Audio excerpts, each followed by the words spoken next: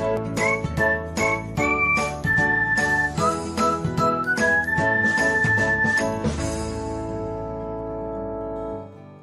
everyone, welcome back to another episode of Technologyglance.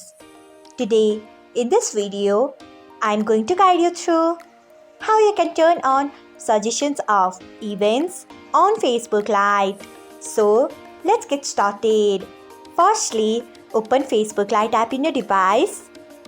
Then tap on three lines icon. Next, tap on settings. After that, tap on notifications. Then scroll until you find events. Next, tap on it. After that, you can see the option of suggestions. Turn on it by tapping on it.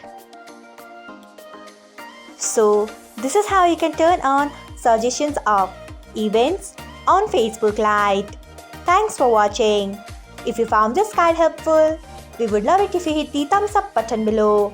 We upload great new tech tutorials like this one every day. So, do not forget to subscribe to our channel and hit the bell icon so that you'll never miss another update.